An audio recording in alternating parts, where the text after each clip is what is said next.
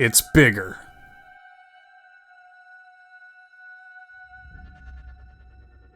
It's badder. And it makes one hell of an entry.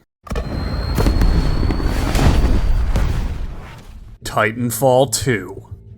The sequel to one of the most innovative shooters in years, Titanfall 2 brings even more of the speedy parkour-based gameplay and mammoth robot fisticuffs action we've come to expect from Titanfall. But have you ever stopped amidst the explosions and carnage of Titanfall 2 just to think how much work went into making this sci-fi-infused shooter? I thought I'd give everyone a refresher course and count down the top 10 behind-the-scenes facts of Titanfall 2. Number 10.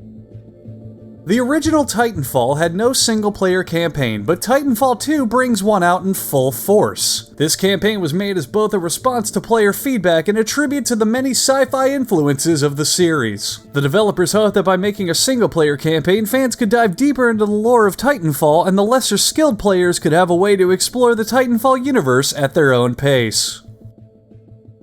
Number 9.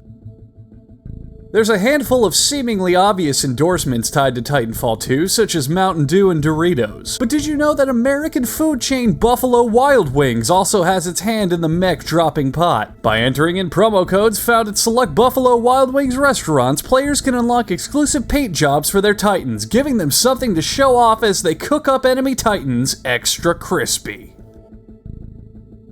It's number 8. During the development of the first Titanfall, EA told Respawn Entertainment they'd have to sell at least 8 million copies to guarantee a sequel. After about 10 million copies of the first game were sold, production started almost immediately on Titanfall 2. EA stepped in once again mid-development and mentioned that for there to be a Titanfall 3, sales figures this time had to hit 3.3 billion, which is more than the number of people on Earth with internet access. Although with how well current Titanfall 2 sales figures seem to be shaping up, that goal may soon be in reach. Here's number 7.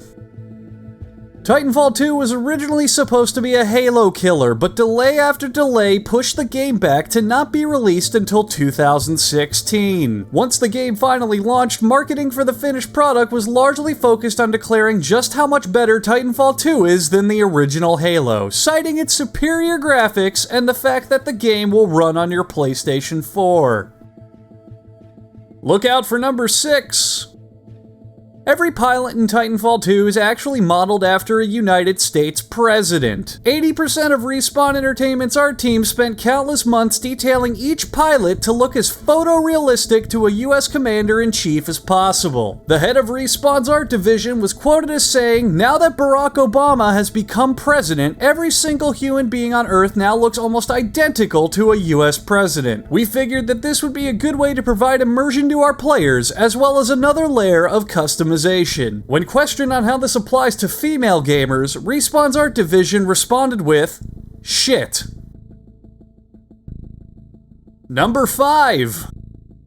Titanfall 2 wasn't even going to be a video game to begin with. Instead, it was originally slated as a Hollywood blockbuster movie. The screenplay, originally titled Remember the Titans, would have starred Denzel Washington as a high school football coach in 1971 Virginia. He would then fight off scores of racial tension, character drama, and atmosphere-disrupting mech robots. Hey look, it's number 4! The single-player campaign of Titanfall 2 actually hides a pretty sneaky plot secret, in that it's almost a shot-for-shot remake of the movie Pacific Rim. In fact, if you pay attention to the storyline's most significant beats, it's pretty obvious when you think about it. The single-player campaign has players take control of Denzel Washington as he tries to balance coaching high school football in 1971 Virginia with fighting off futuristic super soldiers from the pilot seat of his nuclear-powered exoskeleton. Number 3. Despite its many endorsements, there is no known affiliation between Titanfall 2 and Chipotle Mexican Grill. That's right, Titanfall 2 has no connection to Chipotle's brand new chorizo filling, nor their convenient locations and store hours. If anything, Chipotle will be the only ones to profit from their delicious and affordable food, and Respawn Entertainment won't receive any benefit in knowing that Chipotle only uses responsibly raised ingredients in their food products. Winding down to number 2. Vince Zampella, current CEO and co-founder of Respawn Entertainment, has been blind since birth. Vince has been reported to help in production for his games through consumer feedback and strategic management decisions to overcome his handicap. When I asked Vince what the most challenging part of being blind and running a game studio simultaneously was, he was quoted as saying, "What the fuck? Who's there? Who the fuck is in my house?" Employees of Respawn Entertainment have commented that Vince tends to have an eye for details, but not really much else. Ending it all at number 1.